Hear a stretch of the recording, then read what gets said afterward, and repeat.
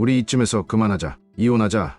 그녀는 내 팔을 붙잡고 흐느끼기 시작했습니다. 그동안 제가 잘못한 게 있으면 미안해요. 제가 앞으로는 더 잘할게요. 제발 이런 얘기 하지 말아요. 그녀의 눈물과 떨리는 목소리는 한때 내가 사랑했던 모습과 겹쳐 보였습니다. 내 마음은 순간 흔들렸습니다. 정말 내가 너무 성급하게 결론을 내린 걸까? 정말 그녀가 나를 사랑했던 것일까? 그 순간 나미의 휴대폰이 울리기 시작했습니다. 스피커폰으로 받아. 지금 내 앞에서. 곧 전화기 너머로 경박한 젊은 남성의 목소리가 들려왔습니다. 누나, 돈 보고 작정하고 꼬셔서 결혼한 거잖아. 빨리 예쁘게 차려입고 나와요. 나랑 놀자니까. 좋아하지도 않는 사람 집에서 뭐해요? 전화기 너머의 목소리가 거침없이 이어지는 동안 나는 심장이 크게 울리는 소리를 들었습니다. 그것은 충격이 아니라 분노로 가득 찬 심장의 고동이었습니다. 안녕하세요. 경기도에서 살고 있는 55세 변호사 현승이라고 합니다. 변호사라고 하면 흔히 날렵하고 세련된 이미지를 떠올리실지 모르겠지만 저는 그런 멋진 사람은 아닙니다. 솔직히 말씀드리자면 저는 어려서부터 제 외모에 대해 자신감이 없었습니다. 동네 친구들에게 추남이라는 별명까지 들었을 정도였으니까요. 하지만 저는 외모보다는 내면의 진정성과 성실함으로 살아가는 사람이라고 자부하며 살아왔습니다. 이렇게 평생 성실하게 살아왔던 저에게 뜻밖의 변화가 찾아온 건 몇 년 전이었습니다. 그 전까지만 해도 제 인생은 별 탈 없이 흘러갔습니다. 대학교를 졸업한 후 열심히 공부해 변호사가 되었고 여러 사건을 처리하며 스스로의 능력을 인정받는 삶을 살아왔습니다. 한때는 이 일을 통해 참된 보람을 느꼈습니다. 법정에서 누군가의 권리를 지켜줄 때, 감사하다는 말을 들었을 때 느껴지는 기쁨은 그 어떤 것과도 비교할 수 없었습니다. 하지만 일이 전부가 아니었습니다. 50대에 접어들면서 문득 외로움이라는 감정이 더 크게 느껴지기 시작했습니다. 늦게 결혼을 꿈꾸기 시작한 것도 그 무렵이었습니다. 사람의 나이가 들면 들수록 누군가와 함께 나이 들어가는 것의 소중함을 알게 된다고 하더군요. 저 역시 그런 감정을 자연스럽게 느끼게 되었습니다. 그리고 운명처럼 나미를 만나게 되었습니다. 나미는 저와 나이 차이가 있었지만 밝고 명랑한 성격이었고 저를 있는 그대로 대해주는 모습이 매력적이었습니다. 처음에는 제가 이런 사람과 연애를 하고 더 나아가 결혼을 한다는 것이 정말 가능할까 싶었습니다. 그만큼 제가 가진 외모와 나이에 대한 콤플렉스가 컸거든요. 하지만 그녀는 늘 저를 격려하고 함께 있으면 마음이 편안해지는 사람이었습니다. 결혼을 결심했을 때만 해도 저는 정말 행복했습니다. 늦은 나이에 사랑을 얻었다는 것만으로도 저에게는 삶의 큰 전환점이었으니까요. 하지만 지금은 그 선택이 과연 옳았는지 회의감이 듭니다. 불과 2년 만에 모든 것이 산산이 부서져 버렸기 때문입니다. 지금은 나미와 이혼을 하고 홀로 지내고 있습니다. 짧은 결혼 생활 동안 행복했던 순간도 물론 있었지만 그보다 더 많은 의심과 불화가 있었습니다. 저를 믿고 결혼한 사람이라고 생각했는데 그 믿음이 배신으로 돌아왔을 때의 허탈함을 뭐라고 표현할 수 있을까요? 그저 속이 찢어지는 것 같았습니다. 제가 한평생 힘들게 모은 재산과 정성을 오롯이 믿었던 사람에게 내주었는데 결국 저를 진심으로 사랑한 것이 아니었다는 걸 알았을 때 그 상처는 말로 다 할 수 없었습니다. 오늘은 제가 겪었던 이 이야기를 여러분과 나누고 싶습니다. 한때 사랑했던 사람과의 짧은 결혼 생활이 왜 이렇게 허무하게 끝나버렸는지, 그리고 제가 어떤 선택을 하고 어떤 깨달음을 얻었는지 들려드리려고 합니다. 제가 선택한 삶이 과연 옳았는지 아니면 너무 늦게 사랑을 찾으려 했던 것이 문제였는지 여러분의 의견도 함께 듣고 싶습니다. 저는 변호사라는 직업 특성상 남의 이야기를 듣고 판단을 내리는데 익숙합니다. 하지만 막상 제 이야기를 털어놓으려니 참 쉽지 않네요.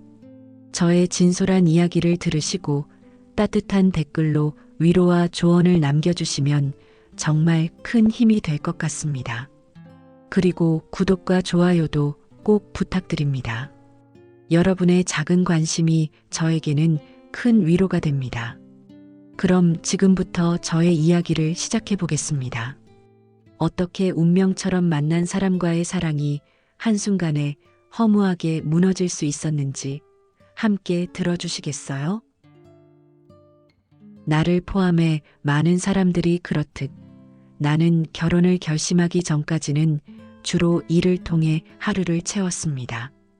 나이 50이 넘도록 매일 반복되는 사건 처리와 법정 출입은 내 삶의 전부였고 그 안에서 보람을 느끼며 살았습니다. 하지만 나이가 들수록 몸이 자꾸 무거워지고 체력도 떨어지는 게 느껴지더군요. 건강을 챙겨야겠다는 생각으로 헬스장을 등록한 것도 그 때문이었습니다. 처음 헬스장에 발을 디딘 날 그곳의 분위기가 꽤 낯설었습니다.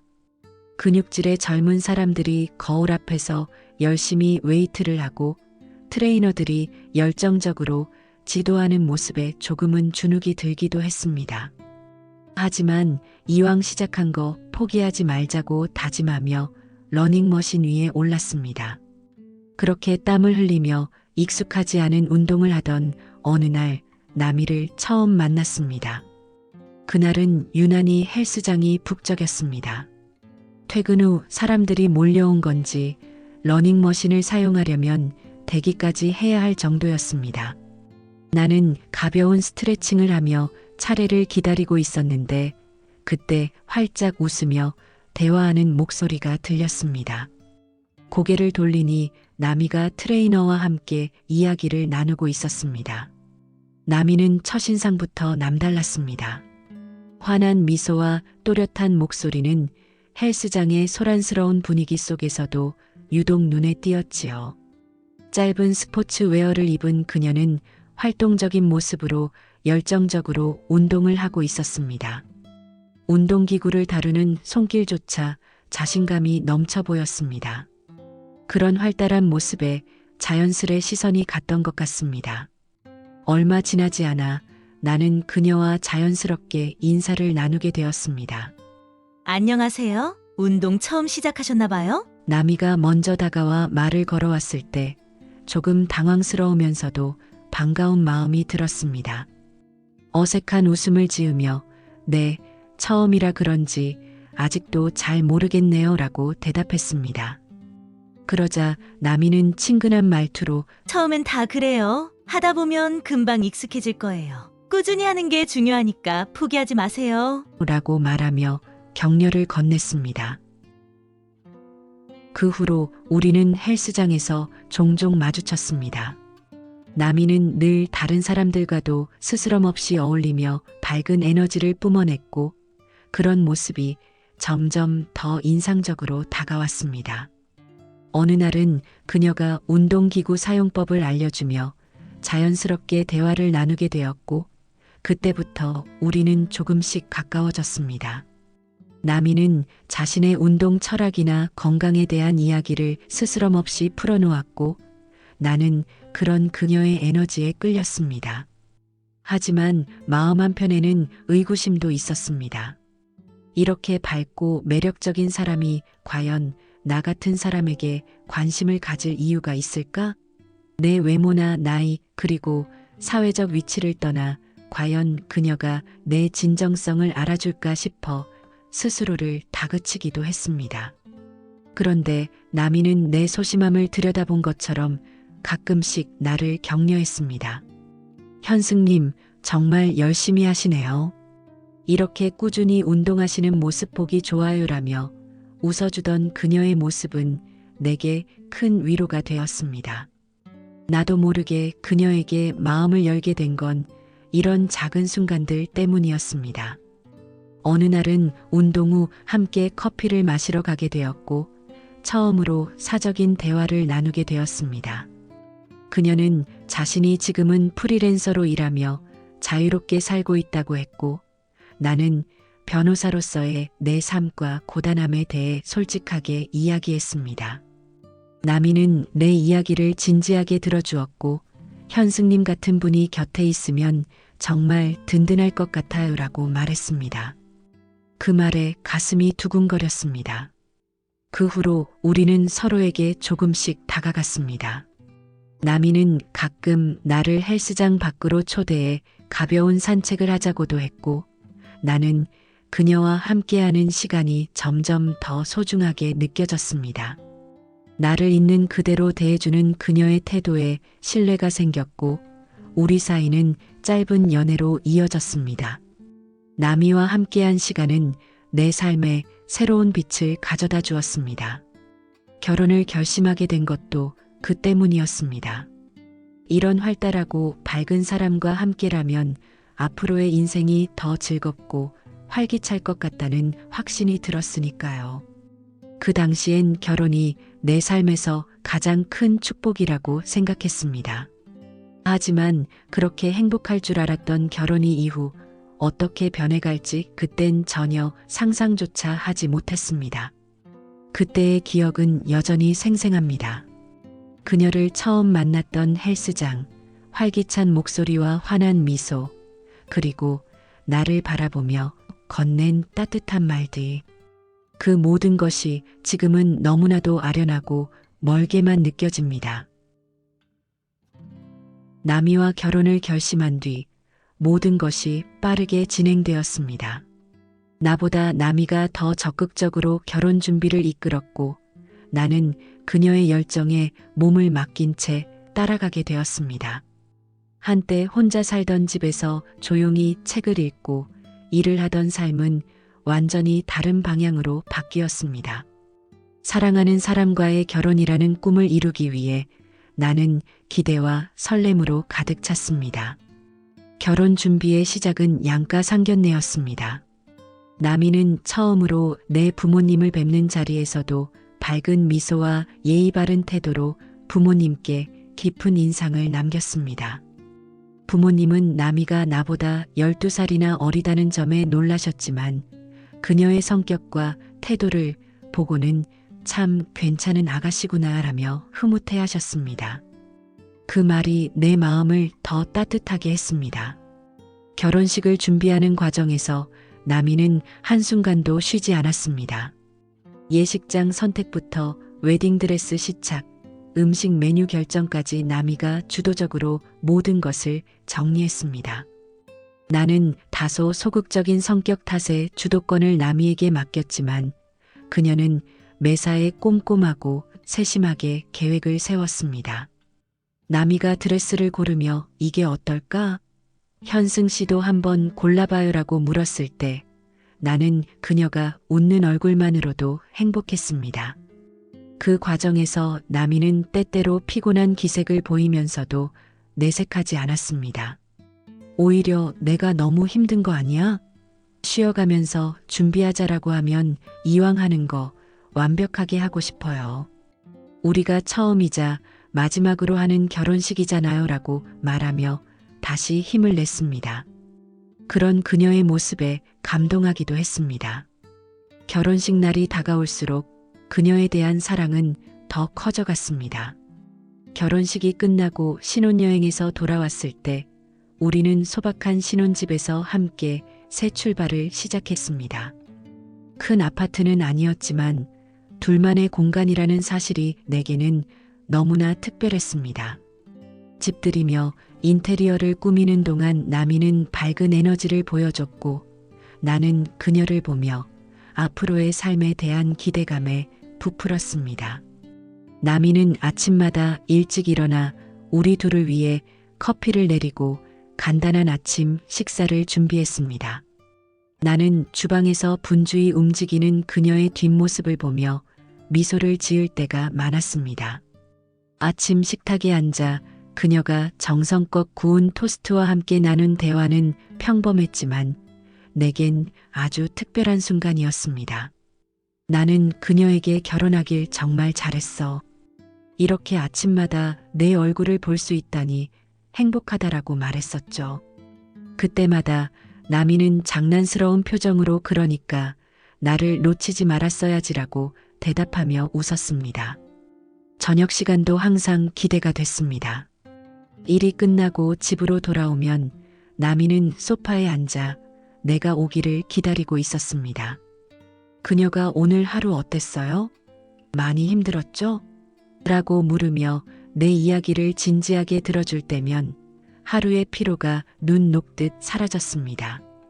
때로는 함께 요리를 하며 서로의 취향을 알아가고 간단한 게임을 하거나 TV를 보며 웃는 날도 많았습니다. 하지만 그 행복한 일상 속에서 나는 가끔씩 묘한 불안감을 느꼈습니다.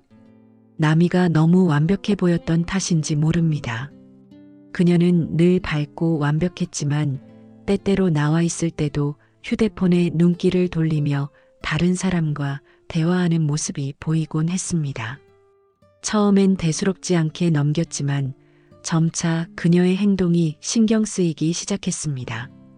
나미는 헬스장이나 친구들과의 약속으로 집을 비우는 일이 잦아졌습니다. 나는 오늘도 헬스장 가는 거야? 라고 묻곤 했지만 그녀는 운동은 습관이잖아요. 건강해야 오래같이 살죠라고 대답하며 웃어넘기곤 했습니다.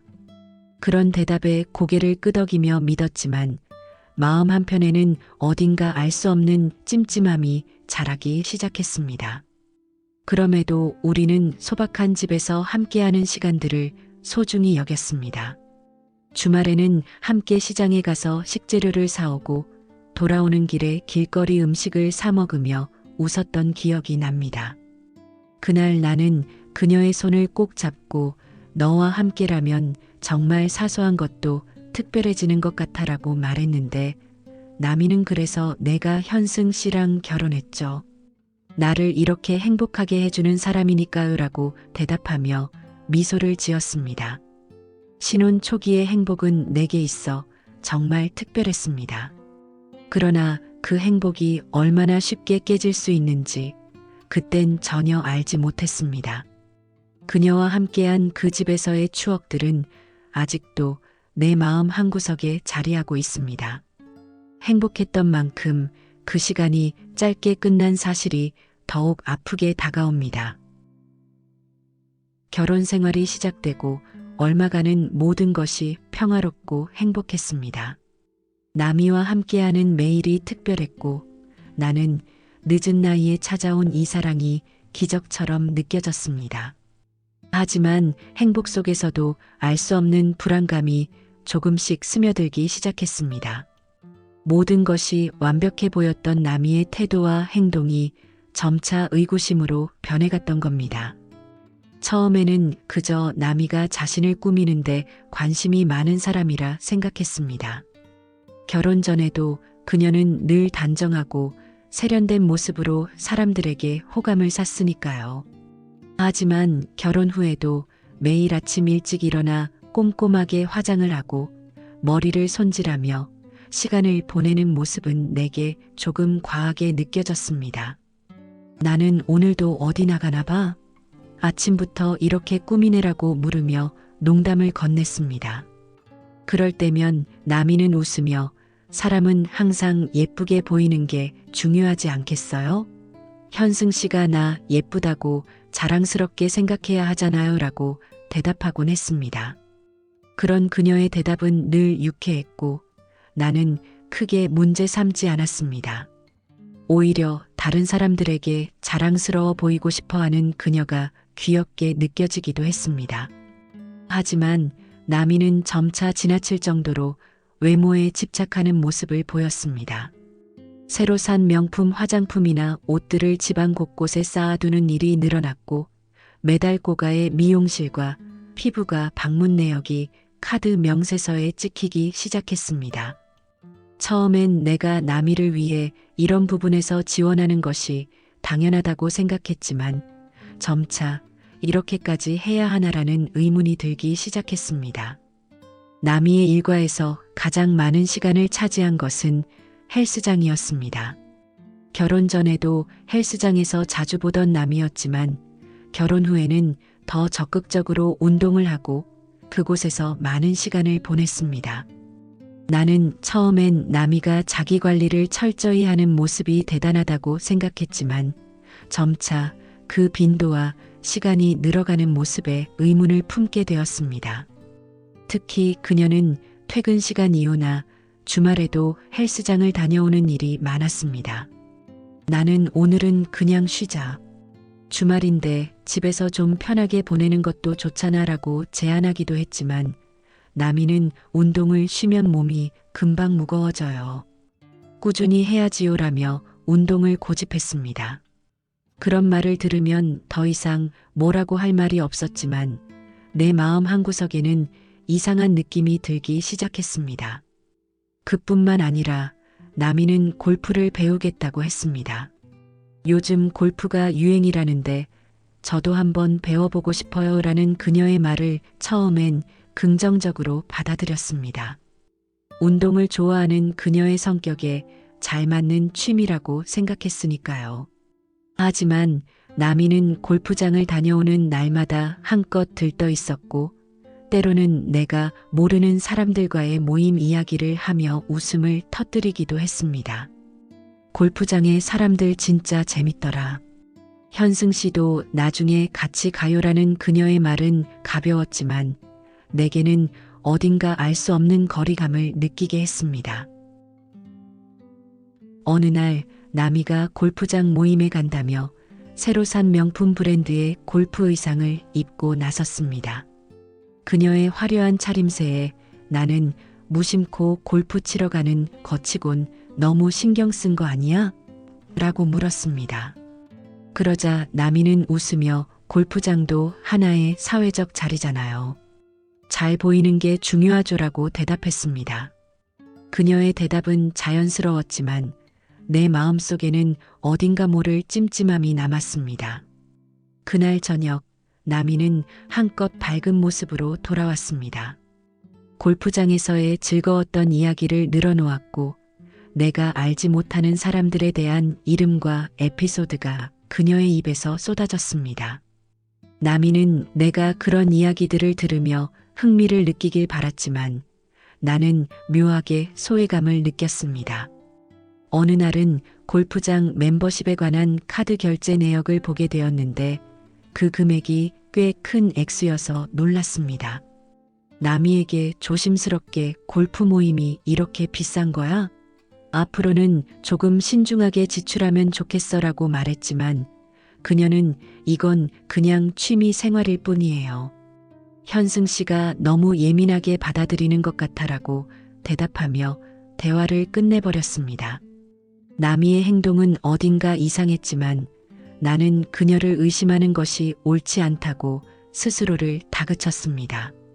나를 위해 헌신적이었던 그녀를 믿어야 한다고 생각했습니다. 하지만 어느 순간부터 나는 남이의 행동 하나하나를 신경 쓰기 시작했습니다. 휴대폰을 들여다보는 그녀의 모습, 혼자 있는 시간이 많아진 저녁, 그리고 자꾸만 외출이 잦아지는 그녀의 생활 패턴이 모두 나를 불안하게 만들었습니다. 그때는 그 불안감이 왜 생겼는지 그 이유를 명확히 알지 못했습니다. 하지만 지금 돌이켜보면 그 불안감은 남이가 나에게서 점점 멀어지고 있다는 신호였던 것 같습니다. 그저 그 사실을 받아들이고 싶지 않아 애써 무시하려 했던 제 자신이 안타깝습니다. 결혼 후 몇 달이 지나면서 남이는 여전히 헬스장을 자주 찾았습니다. 처음엔 헬스장이 단순히 그녀의 취미이자 스트레스 해소의 공간이라고 생각했습니다. 남이가 항상 운동을 해야 에너지가 생기잖아요. 건강한 몸이 건강한 관계를 만들어줘요라고 웃으며 말하던 모습이 떠올랐기 때문입니다. 나는 그녀의 밝은 모습이 좋아서 특별히 신경 쓰지 않았습니다. 하지만 점점 이상한 느낌이 들기 시작한 건 남이가 헬스장에서 보내는 시간이 늘어나고 나서였습니다. 남이는 퇴근 후 헬스장에 들르는 일이 많아졌습니다. 나는 저녁 식사를 준비하며 그녀를 기다리곤 했습니다. 오늘은 몇 시쯤 들어올 거야? 라고 물으면 운동 끝나고 샤워하고 조금만 쉬다 갈게요. 한두 시간 정도? 라고 답하곤 했습니다. 하지만 그 한두 시간이 3시간, 4시간이 되어가는 일이 점점 잦아졌습니다. 어느 날 저녁 그녀가 귀가한 시간은 밤 10시를 넘어서였습니다. 내가 오늘 왜 이렇게 늦었어? 무슨 일이 있었어? 라고 묻자 나미는 운동이 잘 돼서 조금 더 했어요. 그리고 친구랑 잠깐 이야기 좀 나누느라 늦었어요 라고 대수롭지 않게 대답했습니다. 나는 그 말을 들으며 마음을 다잡으려 했습니다. 그녀를 믿어야 한다고 생각했으니까요. 하지만 한편으로는 운동이 이렇게 길어질 수 있을까? 단순히 친구와의 대화만으로 이렇게 늦어지는 게 말이 될까? 라는 의문이 들었습니다. 그날 이후로도 나미는 계속 늦게 귀가했습니다. 헬스장에서 땀을 흘리며 열심히 운동하는 것은 좋은 일이지만 나는 점점 그 상황을 이해하기 어려워졌습니다. 그러던 어느 날 나도 나미와 함께 헬스장을 가보기로 결심했습니다. 평소에 헬스장에서 어떤 운동을 하고 왜 그렇게 많은 시간을 보내는지 직접 확인하고 싶었습니다. 헬스장에 도착한 나미는 언제나처럼 활기차게 운동기구를 사용하는 모습을 보였습니다. 나도 러닝머신에서 가볍게 뛰면서 그녀를 지켜봤습니다. 나미는 종종 주변 사람들과 대화를 나눴습니다. 대부분은 짧은 인사와 간단한 대화였지만 그날은 달랐습니다.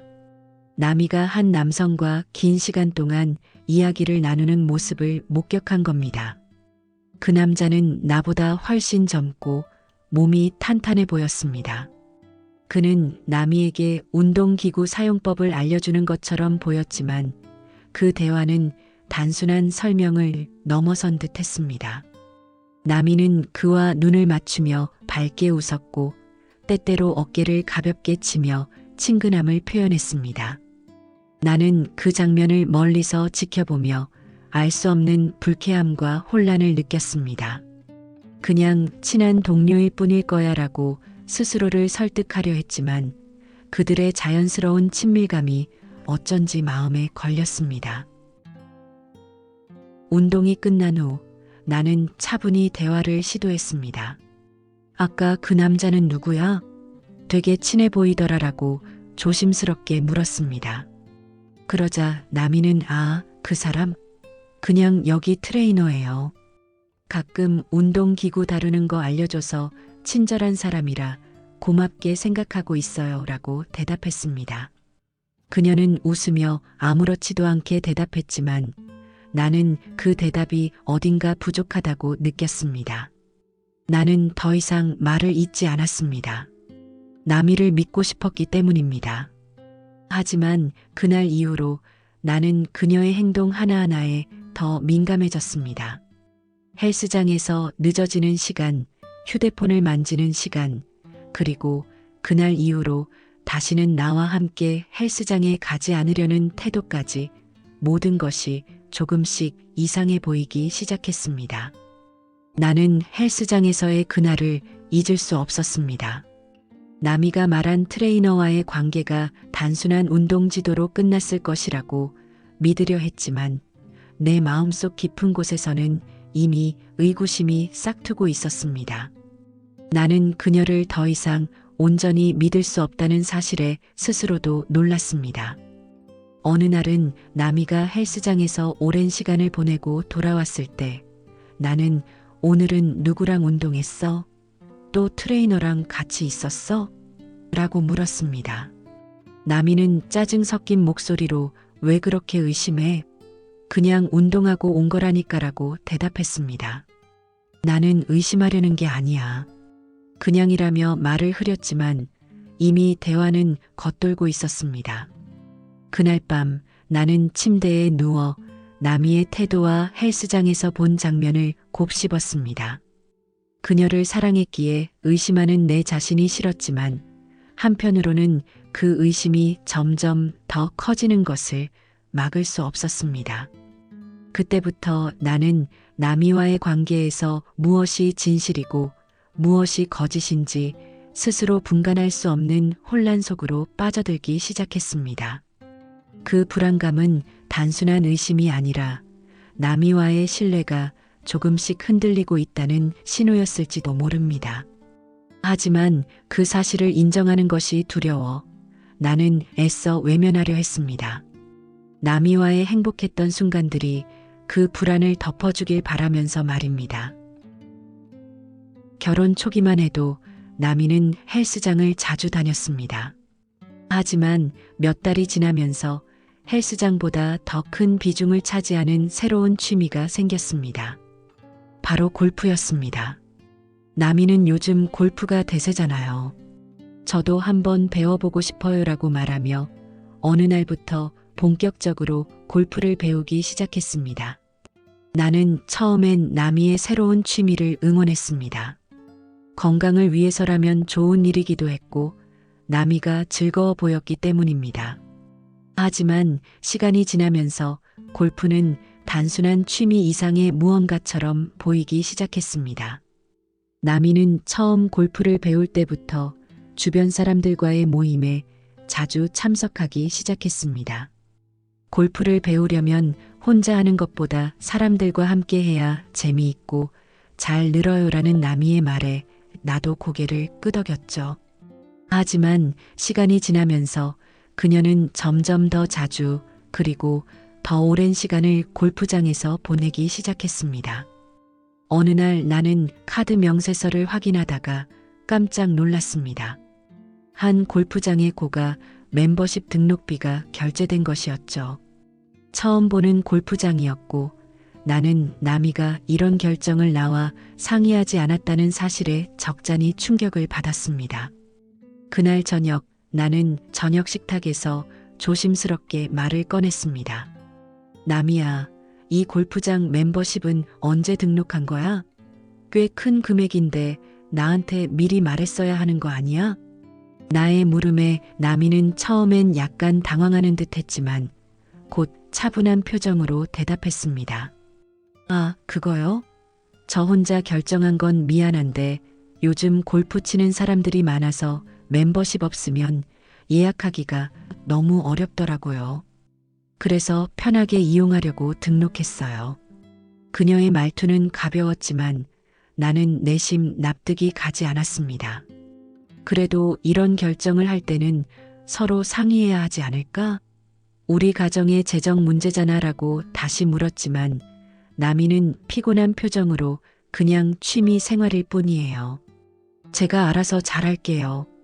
너무 걱정하지 마세요라고 대답하며 대화를 끝내려 했습니다.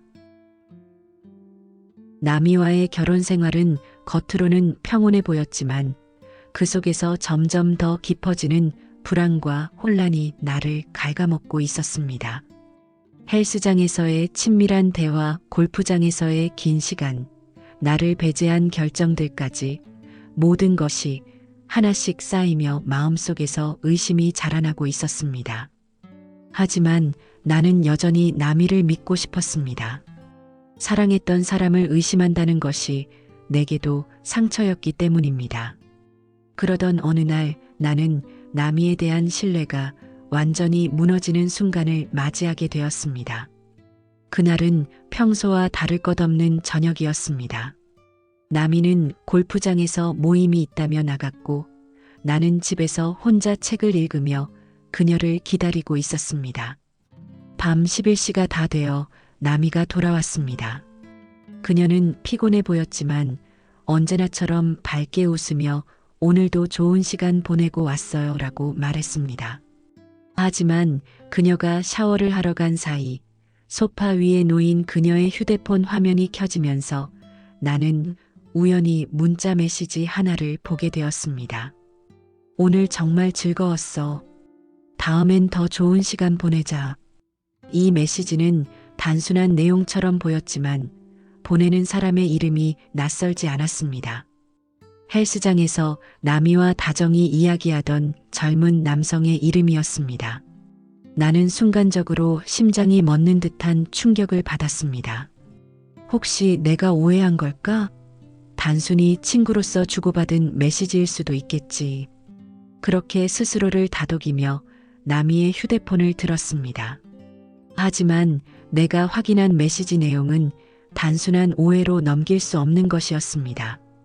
메시지 속에서 두 사람은 서로를 애정 어린 호칭으로 부르고 있었고, 그날 골프장에서 함께 보낸 시간에 대한 이야기를 나누고 있었습니다. 너랑 같이 있으니 하루가 금방 지나가는 것 같아라거나 내가 골프 칠 때 집중하는 모습이 정말 멋져 보였어. 같은 말들은 더 이상 친구 사이의 대화로 보이지 않았습니다. 더 큰 충격은 그들의 대화 중에 내 이름이 등장한 순간이었습니다. 오늘도 내 남편한테는 모임이라고 말했지? 그 사람 정말 순진한 것 같아. 이 문장을 읽는 순간 나는 마치 누군가에게 강한 주먹을 맞은 듯 가슴이 먹먹해졌습니다. 나를 속이고 그 젊은 남자와 몰래 시간을 보냈다는 사실이 뚜렷하게 드러났기 때문입니다. 그날 밤 나는 도저히 잠들 수 없었습니다.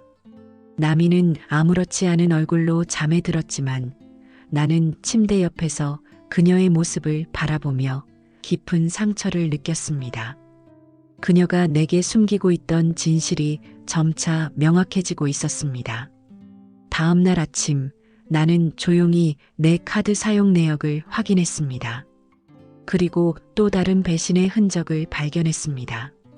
남이가 골프장에서 사용한 고가의 결제 내역 중 일부가 그녀와 그 남성이 함께 이용한 고급 골프 클럽에서의 비용이었던 겁니다.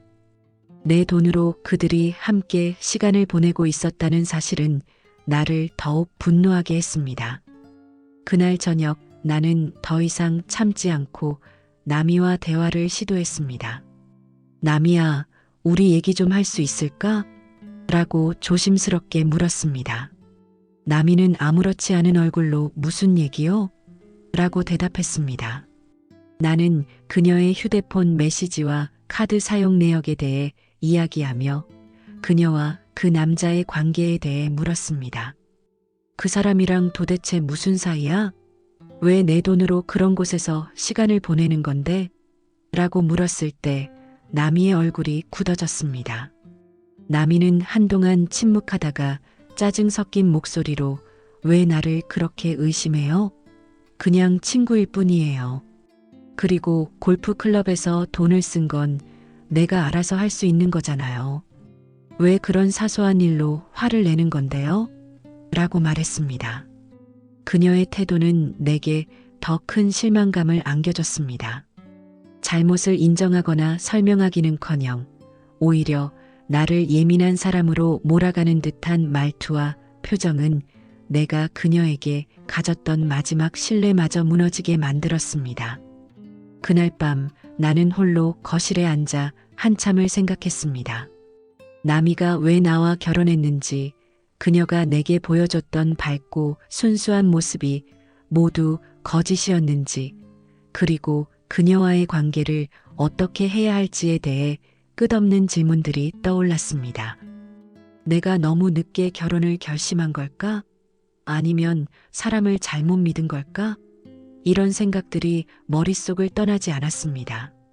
무엇보다도 내가 한평생 쌓아온 신뢰와 사랑이 이렇게 배신으로 돌아왔다는 사실이 너무나도 참담했습니다.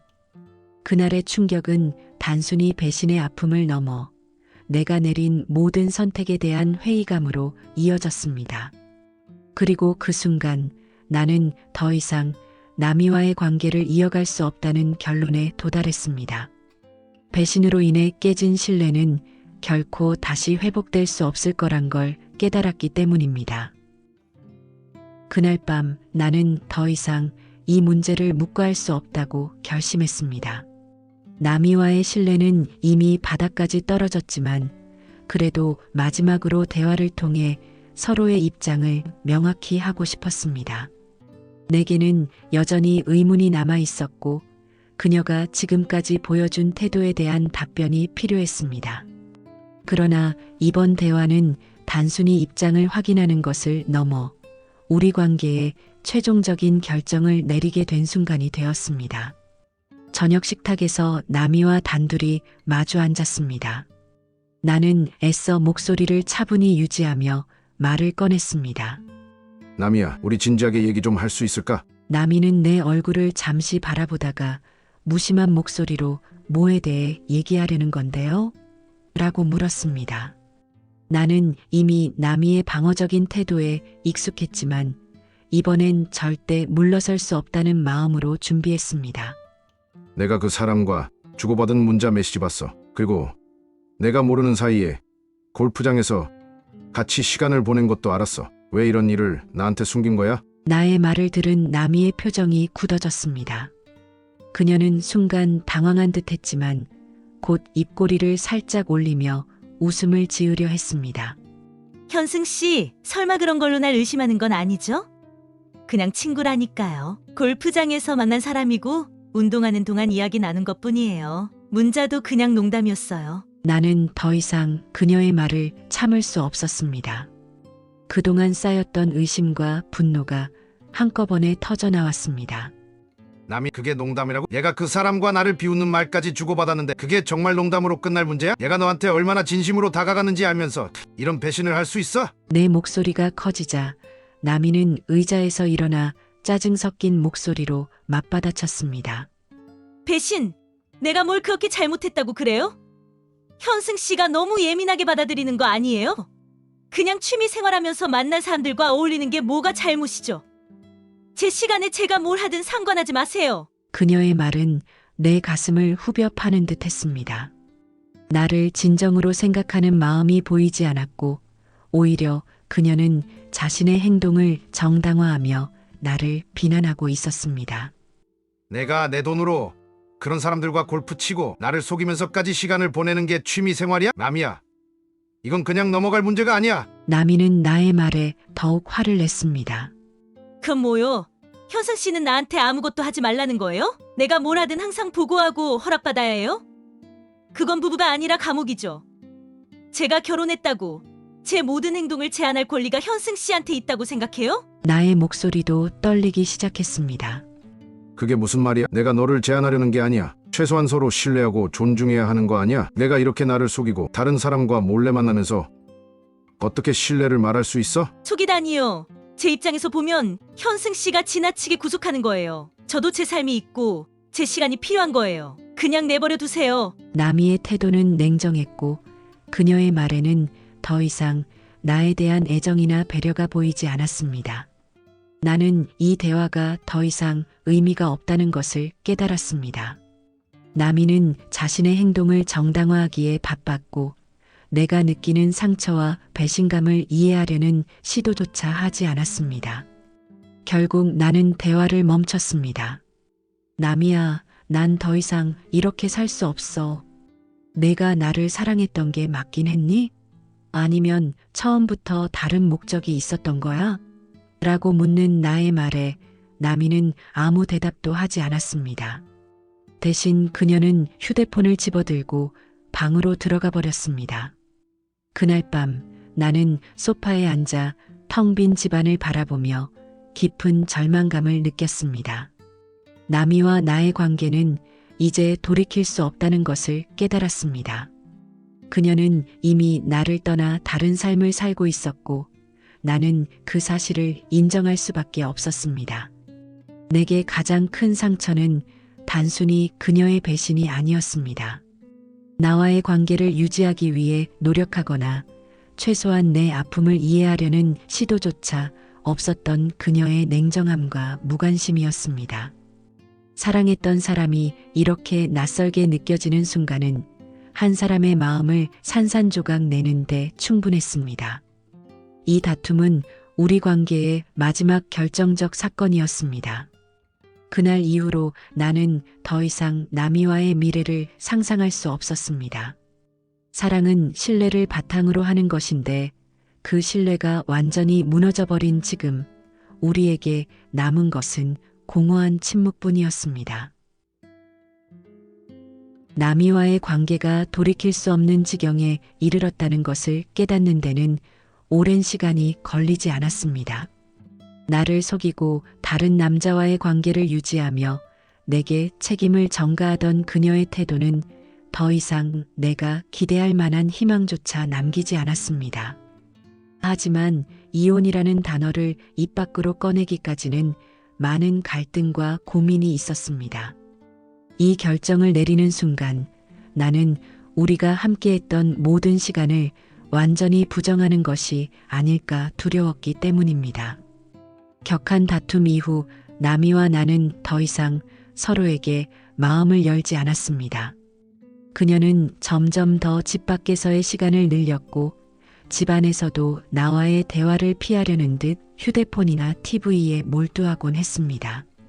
나는 나대로 그녀와 어떻게든 다시 이야기해 보려 했지만 남이는 우리가 더 무슨 얘기를 해야 해요? 이미 할 만큼 다 했잖아요 라며 나를 냉정히 밀어냈습니다. 그녀의 반응은 나를 더욱 허무하게 만들었습니다. 함께 웃고 함께 미래를 꿈꿨던 사람이 어떻게 이렇게도 차가운 벽이 될 수 있을까? 그녀를 설득할 마음조차 점점 사라져갔습니다. 대화를 시도할수록 오히려 내 자존감만 바닥으로 떨어지는 기분이었습니다.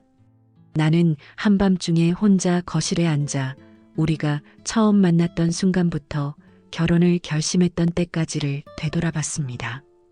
헬스장에서 나를 향해 밝게 웃으며 말을 걸어왔던 그녀, 결혼식을 준비하며 설레는 마음으로 드레스를 고르던 그녀, 신혼집에서 함께 식사를 준비하며 행복하게 웃던 그녀.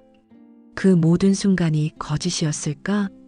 하지만 아무리 아름다웠던 순간들을 떠올려도 그 기억들은 내가 지금 느끼는 배신감과 허탈함을 덮어줄 수 없었습니다. 그때의 나미와 지금의 나미는 완전히 다른 사람이었고 나는 지금의 그녀를 더 이상 사랑할 수 없다는 사실을 받아들여야 했습니다. 나미와의 결혼 생활은 더 이상 유지할 의미가 없다는 결론을 내리는 데에는 오랜 시간이 걸리지 않았습니다. 나는 변호사로서 살아오며 수많은 갈등과 문제를 객관적으로 판단해 왔습니다. 하지만 이번만큼은 달랐습니다. 내 삶의 가장 중요한 관계에서조차 냉철한 판단을 내려야 한다는 사실이 괴로웠습니다. 그럼에도 나는 결심했습니다. 이번에는 내가 나를 위한 변호사가 되기로 말입니다. 이른 아침, 나미는 평소처럼 서둘러 외출 준비를 하고 있었습니다. 나는 그녀가 세심하게 화장을 고치는 모습을 바라보며 다가섰습니다. 남이야, 얘기 좀 하자. 나미는 화장대를 보며 귀걸이를 착용하던 손을 멈추더니 거울 너머로 내 눈을 마주쳤습니다. 뭔데요? 저 지금 약속 있어서 나가야 해요. 나는 숨을 깊게 고르고 차분히 말을 꺼냈습니다. 우리 이쯤에서 그만하자. 이혼하자. 내가 이 말을 꺼내자 나미는 순간적으로 경직된 듯 보였지만 곧 표정을 풀고 쓴 웃음을 지었습니다. 이혼요? 갑자기 그런 얘기를 왜 꺼내요? 그냥 싸운 거 가지고 이렇게 쉽게 얘기하는 거예요? 그녀의 목소리엔 여유가 섞여 있었지만 나는 이미 결심을 굳힌 상태였습니다. 더 이상 이 관계를 유지하는 건 의미가 없어. 서로에게 상처만 주고 있어. 이제 그만 끝내는 게 맞아. 그러자 나미는 갑자기 자리에서 일어나 내 앞에 섰습니다. 그녀의 표정이 흔들리더니 뜻밖에도 눈물이 맺히기 시작했습니다. 현승 씨, 왜 그래요? 부부싸움은 칼로 물베기라잖아요. 우리가 싸웠다고 이혼을 이야기하는 건 너무하잖아요. 그녀는 내 팔을 붙잡고 흐느끼기 시작했습니다.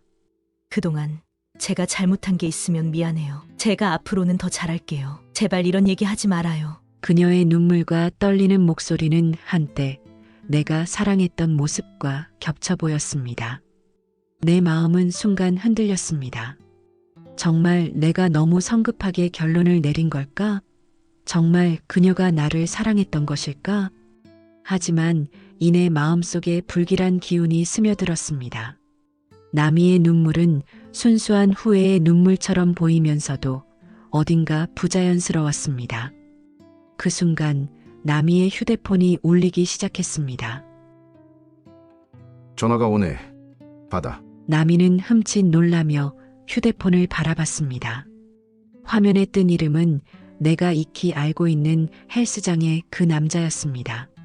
나미는 당황한 얼굴로 전화를 바라보다가 휴대폰을 손에 쥔 채 떨었습니다. 나는 차분하지만 단호한 목소리로 말했습니다. 스피커폰으로 받아. 지금 내 앞에서. 나미는 망설이며 고개를 저었지만 나는 그녀를 뚫어져라 바라봤습니다. 그녀는 결국 떨리는 손으로 스피커폰을 눌렀습니다. 곧 전화기 너머로 경박한 젊은 남성의 목소리가 들려왔습니다. 남이 누나, 아직도 그 꼰대 집에 있어요? 누나 사랑도 없이 돈 보고 작정하고 꼬셔서 결혼한 거잖아. 빨리 예쁘게 차려입고 나와요. 나랑 놀자니까. 좋아하지도 않는 사람 집에서 뭐해요? 전화기 너머의 목소리가 거침없이 이어지는 동안 나는 심장이 크게 울리는 소리를 들었습니다. 그것은 충격이 아니라 분노로 가득 찬 심장의 고동이었습니다. 나미는 전화기를 손에 쥔 채 얼어붙은 얼굴로 나를 쳐다봤습니다. 현승 씨, 이건 오해예요. 제가 그런 뜻으로 한 게 아니에요. 나미는 손을 뻗어 변명하려 했지만 내게는 이미 그녀의 말이 아무 의미도 없었습니다. 오해? 이제 무슨 오해가 남았다는 거야? 나는 차갑게 그녀의 손을 뿌리쳤습니다.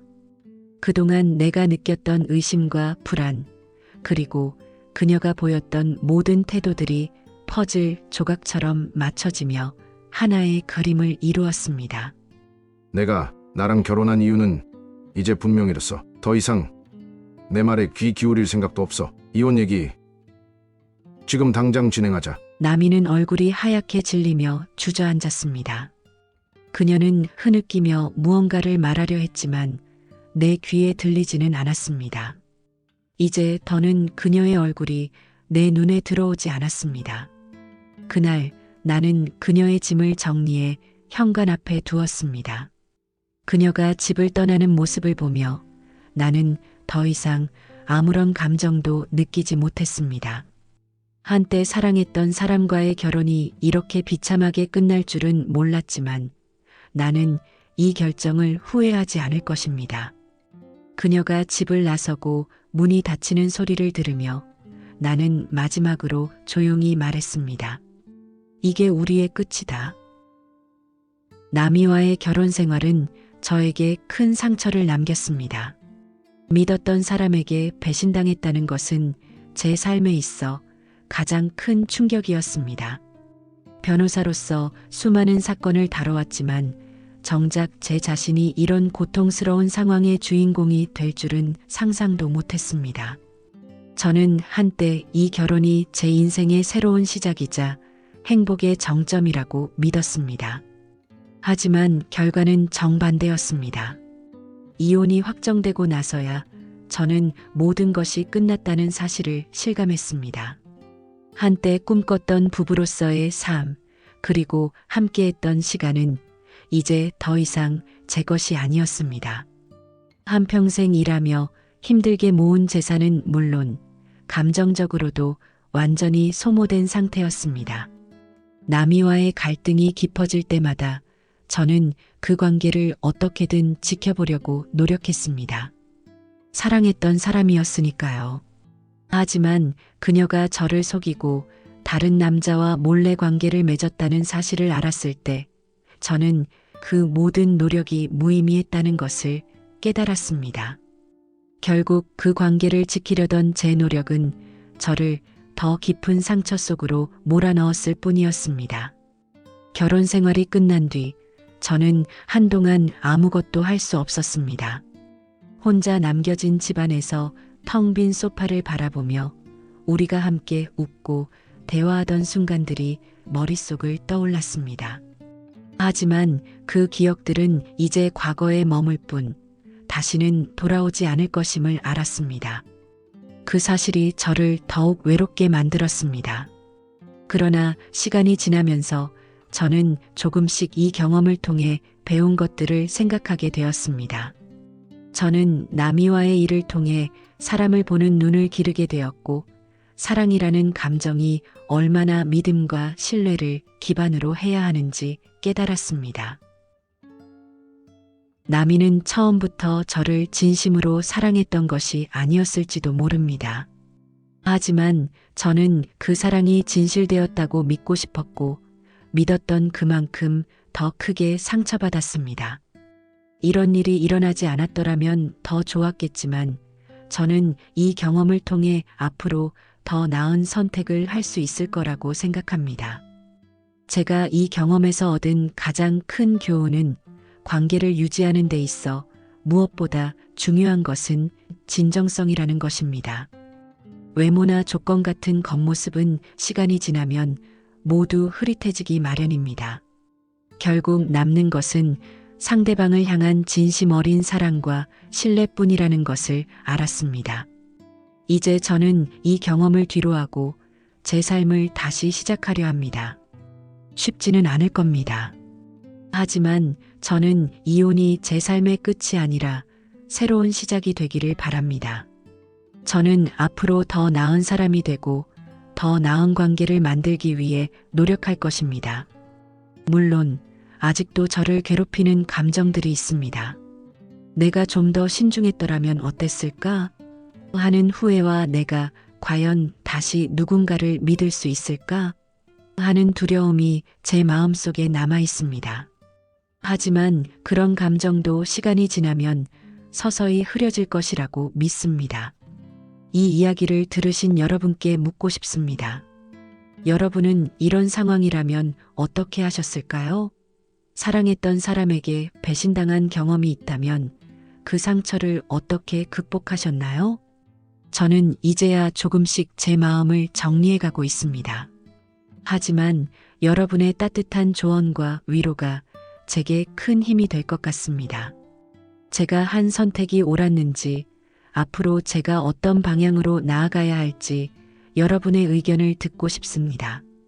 그리고 혹시 여러분 주변에 저와 같은 상황에 처한 분이 계신다면 그들에게 어떤 말을 해주고 싶으신지 알려주세요. 저도 그분들께 작은 위로가 되는 이야기를 전하고 싶습니다.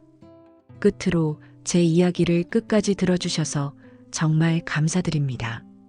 여러분의 따뜻한 댓글과 격려가 제게 큰 위로가 될 것 같습니다. 구독과 좋아요도 부탁드릴게요. 여러분의 응원이 제게 앞으로 나아갈 용기를 줄 것이라고 믿습니다. 저는 이 이야기를 통해 과거를 정리하고 새로운 미래를 향해 한 걸음 더 나아가려 합니다. 감사합니다.